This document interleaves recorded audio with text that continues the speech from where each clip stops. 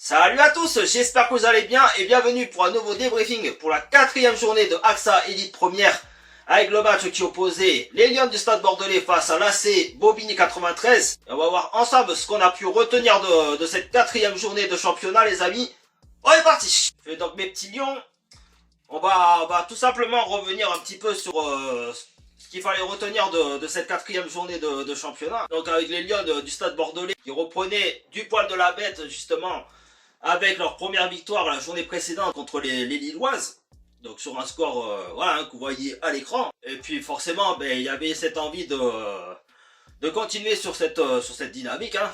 C'était primordial, histoire d'accrocher un petit peu le wagon dans le top 5. Avec un 15 de départ, bon, qui reste inchangé, excepté le retour déjà de Johanna Grisé, même si elle était déjà de retour contre les Lilloises. Mais à domicile, c'était sa première. Et aussi le retour de Anaëlle Deshayes, donc la pilier gauche, et à la finition chez les avants. Chez les avants qui voilà, s'était reposé après la Coupe du Monde. Et qui a repris donc contre cette équipe de Bobigny. Et franchement, ça faisait plaisir.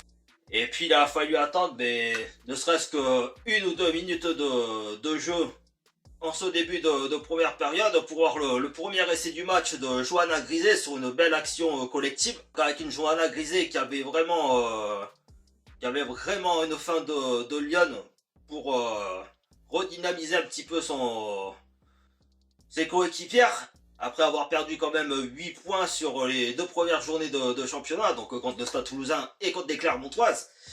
Et puis après, s'en est suivi le deuxième essai de Koukedia Sissoko et de Bonsera Amédée. Donc franchement, après, dans cette première période, voilà, elles ont vraiment fait le job comme il faut. Après, c'est là où je trouve ça un petit peu dommage justement qu'elles aient beaucoup donné sur les 20-25 minutes de jeu, parce que elles se sont un petit peu relâchées sur la demi-heure de jeu, donc avec la réduction du score de Bobigny, transformation d'essai. Et puis après elles ont subi une pénalité, elles ont concédé une pénalité de transformation qui a ramené cette équipe de Bobigny à 8 points. Donc on va dire c'était une première période. Bon, bien sûr que le travail a été fait, même s'il manquait juste un essai pour valider déjà le bonus offensif. Mais en soi, j'ai envie de dire tellement que le travail a été bien fait sur les 2 périodes. J'ai pas envie de leur vouloir quoi, finalement de cet essai encaissé. Après au niveau des touches, donc que ce soit par pénal touche ou par le jeu au pied de l'adversaire pour trouver une touche, par rapport aux 2 premiers matchs contre le Stade Toulousain et contre les Clermontoises, j'ai trouvé qu'il y avait une meilleure coordination pour les Bordelaises et qui ont eu très peu, voire peut-être pas du tout de déchets dans leur touche pour arriver à bien capter le ballon dans les duels aériens.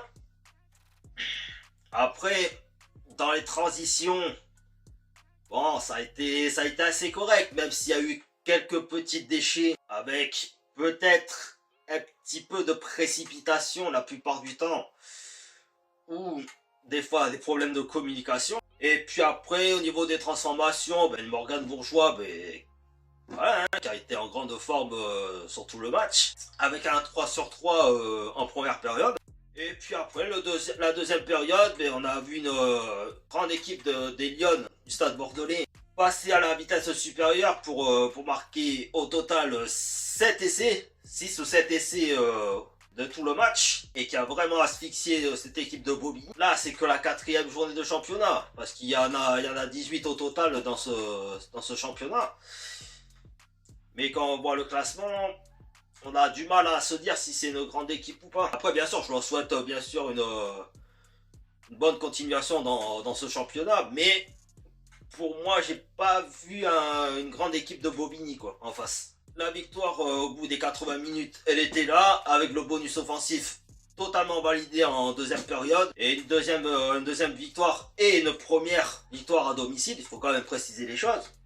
qui fait vraiment du bien au moral de l'équipe et même du staff, hein, qui travaille vraiment très dur pour avoir de bonnes performances à chaque match. Et là, en plus de ça, là, pas cette semaine, mais la semaine prochaine, ce sera le deuxième match à domicile, donc un enchaînement contre Blagnac, et qui, je précise, a gagné son match contre les Lilloises ce week-end, mais qui reste quand même de très bons adversaires, parce qu'il faut quand même faire un petit rappel qu'elles ont été demi-finalistes l'année dernière contre le Stade Toulousain, et qui d'ailleurs ont failli les battre vraiment au bout du fil, mais que finalement c'est les Toulousaines qui nous ont affronté, qui ont affronté les Bordelaises en finale. Je m'inquiéterai pas, parce que franchement, là sur les 2 journées, j'ai quand même retrouvé une équipe bordelaise qui était plaisante dans le jeu.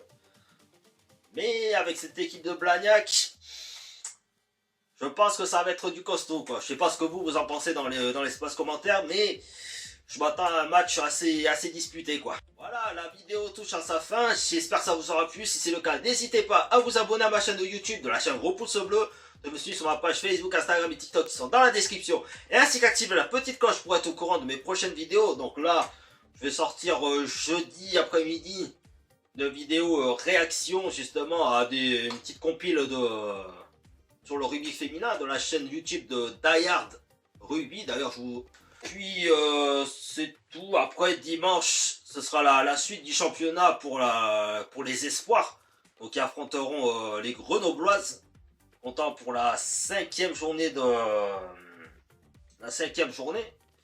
Donc ce sera à Saint-Germain à 13 h. Et puis sur ce les amis, faites rougir le lion qui est en vous.